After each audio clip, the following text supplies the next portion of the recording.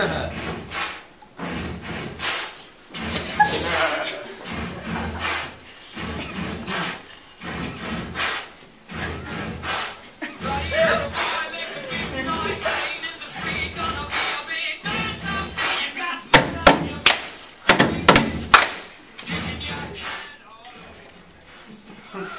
we go. Team Handball! Woo! Alright guys, I'm Coach Mike, this is Coach Landon, Coach Kendra, and Coach Caitlin. And we are here to teach you Olympic team handball. We are a couple of world champion Olympic handball players.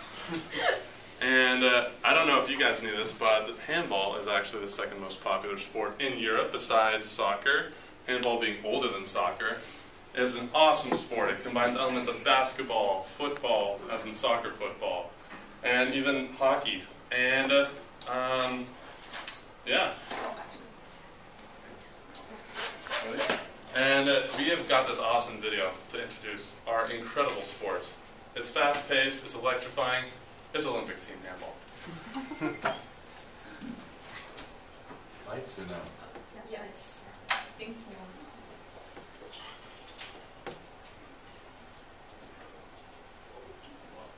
And there's no sound.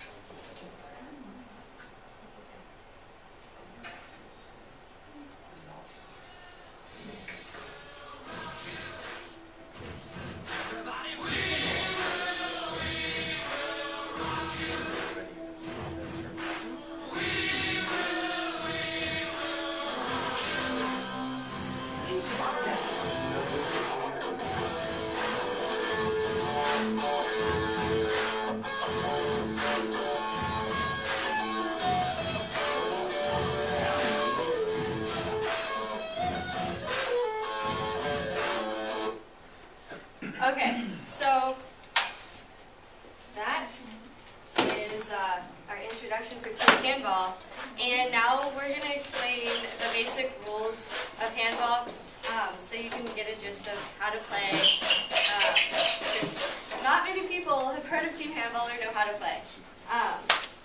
So to start off, there are two teams that play, and there are up to 14 people per team, but only 7 people play at a time, and 6 people are on the whole court, and 1 person is the goalie. And the point of the game is to score more points than the other team in the goals. And the amount of playing time that you have are 2 halves of 30 minutes with a 10-minute halftime in between. And you play on a court that is 20 meters by 40 meters long, which is a little bit bigger than a basketball court, with a goal at each end. The goals are each 2 by 3 meters, and then there are lines on the court. And the most important line on the court is the 6-meter line, which is the solid semicircle line, and the 6-meter line is also known as the goal area line. And the goalie is allowed to be anywhere in here, and all the other players have to stay outside of that line. They're not allowed to shoot or go inside that line. However, a player is allowed to run up and jump over the line to shoot, but they have to release the ball before they land on the ground again. And then the other line, the other semicircle line, the dash line, is the 9-meter line, and that's also known as the free throw line. And free throws are taken from there when fouls are committed inside that line. If fouls are committed outside of that line, then the shots are just taken from wherever the fouls are committed.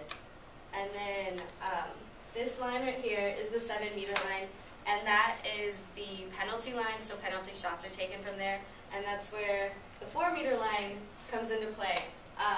The goalie is not allowed to go past the 4-meter line when penalty shots are taken. And then sidelines all the way around. If the ball goes outside of the sidelines, then throw-ins are taken by the opposite team. And then, there's also a line at half court, and that is where the game begins. So, Kendra will explain how we start playing handball. Okay, so as Caitlin said, the game begins at half court with a coin toss, and the team that wins either gets to decide what side of the court they want or who gets the ball first, and it's kind of like a kickoff in soccer. And so each team gets something, and the throw-off is done after each game.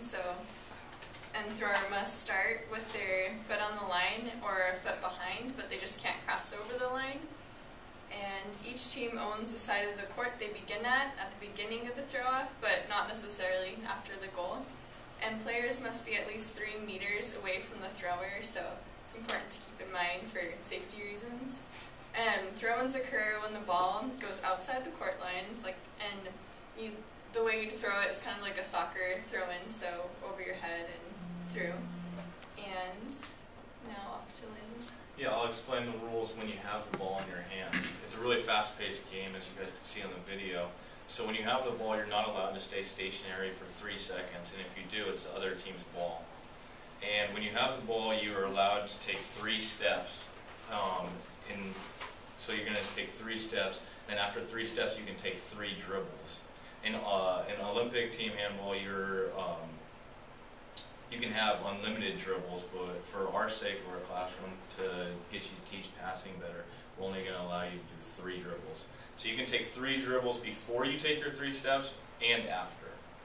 And that's all you're allowed. You'd have to pass or shoot after that. And at this time, we're going to transition up to the gym. And when you guys get up to the gym, we're going to teach you some easy basic passes. And then, so when you guys get up there, just jog around the maroon basketball court twice. And then after you guys do 2 laps around the gym, just form a semicircle so we can do some stretching.